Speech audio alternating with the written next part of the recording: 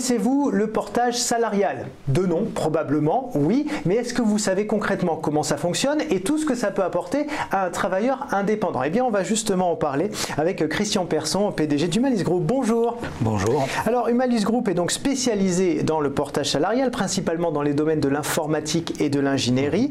Votre société est cotée sur Euronext également. Alors, peut-être avant de parler de votre actualité, qui est très riche, d'où vous est venue l'idée, l'envie de créer une société sur le secteur du portage salarial? Très simplement, comme vous l'avez pu le découvrir, l'essentiel de ma carrière a consisté à accompagner des personnes qui étaient au chômage. Et donc j'ai découvert le portage salarial dès 2000. C'est une solution qui permettait déjà et qui permet de plus en plus à des personnes qui ont un excellent CV d'isoler une expertise dans leur CV et de la vendre. Et le portage salarial permet à cette personne, en l'espace de moins d'une demi-journée, en l'espace de 2-3 heures, d'être salarié de notre entreprise, Humalis, et donc d'être en portage salarial, et dès le lendemain matin, d'aller chez son client en respectant toutes les règles légales, et de facturer et de recevoir à la fin du mois un salaire, et donc une fiche de paye. Voilà, et votre expérience, donc, c'est très longtemps à Pôle emploi, à l'Agence Pôle emploi des cadres également. Alors, si on devait définir le portage salarial à ceux qui n'y connaissent rien, donc de façon très simple, presque simplette, qu'est-ce que ça pourrait être? Transformer sa facturation, ses honoraires en salaire, tout simplement. C'est-à-dire vous facturez votre client, normalement il vous faut créer une société, et bien grâce à nous, vous n'avez pas besoin, vous rattachez en fait à Humalis. Humalis facture votre client et alimente votre compte d'activité. Et dans ce compte d'activité, on va puiser pour générer une fiche de paye tous les mois, donc un virement de salaire, et prendre en charge à votre demande vos frais professionnels. Donc les frais de déjeuner, de déplacement, même de voiture. Alors, est-ce que c'est plus sécurisant que l'auto-entrepreneur, par exemple, qui s'est beaucoup développé ces dernières années? C'est aussi une solution pour les indépendants. Alors, en quoi le portage salarial se distingue? Alors, personnellement, j'aime beaucoup le statut d'auto-entrepreneur. Je pense qu'il a changé les mentalités, sans doute, dans notre pays. On a peut-être plus d'1 million. Bon, maintenant, ils facturent tous pas suffisamment pour en vivre bien, mais sur l'aspect pédagogique du statut, je trouve ça relativement formidable. Le portage salarial est différent à mesure où on est rattaché au régime général de la Sécu, d'une part, et qu'on ouvre des droits à l'assurance chômage, ce que l'auto-entreprise ne permet pas. Si vous faites une mission en portage salarial pendant 12 mois, vous allez ouvrir peut-être 12 mois d'assurance chômage qui vous permet ensuite de rebondir, de trouver autre chose, par exemple une nouvelle mission. Donc c'est beaucoup plus protecteur, et je dirais ce à quoi les gens pensent peut-être pas suffisamment, c'est qu'il n'est pas toujours facile de recouvrer sa créance. C'est-à-dire vous êtes auto-entrepreneur, vous facturez un client, il n'est pas certain que le client vous paye dans les délais, et vous n'avez que ça pour vivre. Donc dans le cadre du portage salarial chez Humalis, on fait l'avance totale de votre facture et on s'occupe du recouvrement. Ce qui est parfois un peu sportif, on va dire. Ouais. Alors, le portage salarial, j'en parlais quand j'étais tout jeune journaliste économique, il y a quasiment 12 ans. Depuis, il y a beaucoup plus de portée, c'est vrai, mais médiatiquement, on a l'impression quand même que ça n'a pas forcément pris, ou en tout cas dans l'inconscient des travailleurs. Comment vous jugez la situation actuelle? C'est certain. Il y a 8 ans, quand j'ai démarré, le PDG de Yves Rocher, à l'époque, qui quittait ses fonctions, m'avait dit, mais vous allez sans doute réussir, mais pas aussi vite que vous le pensez, parce qu'il faut changer les mentalités, et ça, c'est lent.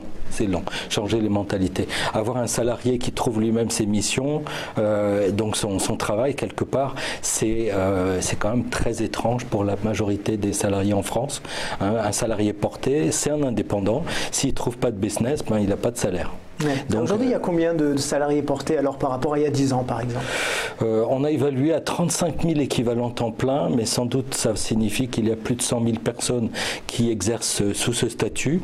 L'ensemble de ces personnes, c'est pas les mêmes, depuis 10 ans, il y a un renouvellement, réalisent environ 800 à 900 millions d'euros de facturation, donc de chiffre d'affaires. Et ce chiffre a tendance à croître depuis pratiquement 15 ans, à une croissance à 2 chiffres, pas loin des 20% depuis 20 ans. Donc l'idée d'aller en bourse pour Humalis, d'aller sur le marché libre, aujourd'hui Euronext Access, l'idée c'était de coter sur les marchés boursiers le secteur du portage salarial à travers notre entreprise. Alors le portage salarial en France, donc vous le disiez, on a eu ce chiffre. Par rapport aux amis européens, par exemple, on est plutôt dans la fourchette basse, la fourchette haute? On est dans la norme, on n'est pas leader. Les Anglais ont beaucoup plus cette culture du statut d'indépendant avec des umbrella companies, donc des sociétés parapluies qui protègent un indépendant et qui le mettent en conformité avec la réglementation pour sa facturation, sa comptabilité, etc. J'ai vu une société finlandaise il y a quelques temps qui fait 30 millions d'euros en portage salarial. Je sais qu'en Italie, il y a beaucoup aussi ce statut d'indépendant. Après, c'est un statut parmi d'autres. Nous, on fait en sorte, en mettant à disposition des salariés portés de plus en plus de services, de rendre attractif ce statut. Pour le portage salarial, c'est la petite porte, mais après, qu'est-ce qu'on trouve dans la maison? Chez Humalis, par exemple, l'avance totale de la facture, on peut accéder à une voiture en location longue durée, une Mercedes. Oui, on va y revenir effectivement là-dessus, oui. Mais la question que je voulais quand même vous poser, c'était qu'est-ce qui manque selon vous aujourd'hui pour que le portage salarial explose en France et qu'on comprenne vraiment tout l'intérêt que ça a pour les travailleurs indépendants? Effectivement, la question se pose, c'est-à-dire pourquoi les pouvoirs publics, dès le début, ont ouvert le statut d'auto-entrepreneur. Oui, c'est ça, parce que l'auto-entrepreneur a été très médiatisé. Il a phagocyté le portage salarial, c'est certain.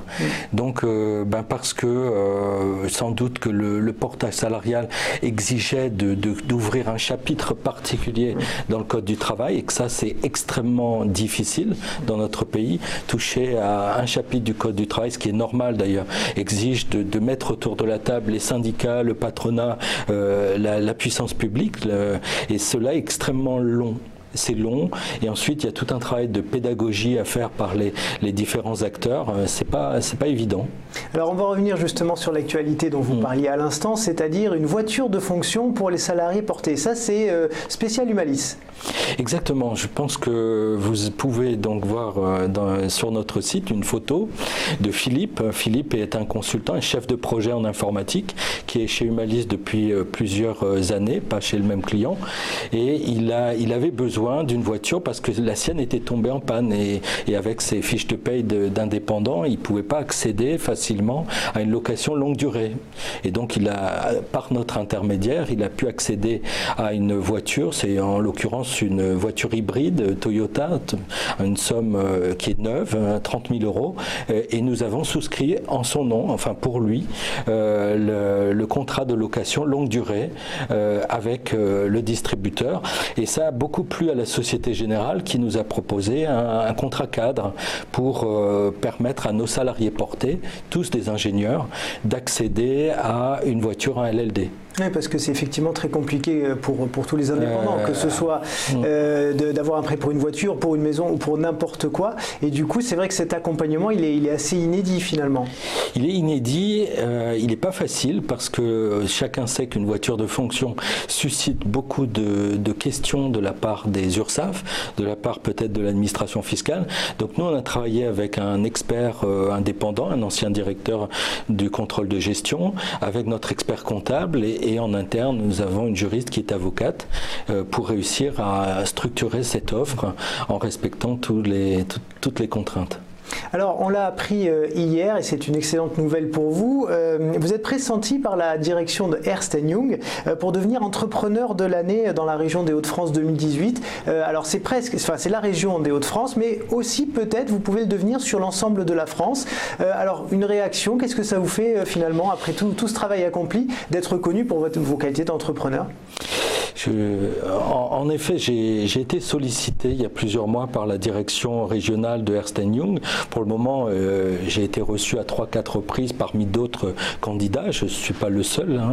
Il n'est pas du tout certain que je gagne. Néanmoins, comme je l'expliquais, ce qui a suscité une certaine perplexité, j'ai créé Humalis en 2008. J'étais lauréat du réseau Entreprendre du 92 et j'étais chômeur indemnisé pendant la première année. Aujourd'hui, 8 ans après, nous avons fait presque 50 millions d'euros de facturation cumulée, des centaines de contrats de travail. Je peux même vous dire que des dizaines de bébés sont nés parmi les salariés portés ou salariés permanents du Malice. Il y a des mariages dans mes équipes en Tunisie, en France, au Togo, pratiquement tous les 2-3 mois. Donc on peut dire que le projet du Malice, certes, c'est un projet orienté dans une démarche de profit, mais c'est aussi un vrai projet d'entreprise qui a pour mission, qui a pour ambition d'apporter un réel mieux-être à un très grand nombre de personnes, bien au-delà des 100 à 200 personnes que nous pouvons accueillir aujourd'hui en portage. Eh bien, merci beaucoup Christian Persson d'être venu nous en parler aujourd'hui sur notre plateau. Et je rappelle que vous êtes fondateur et PDG du Malice.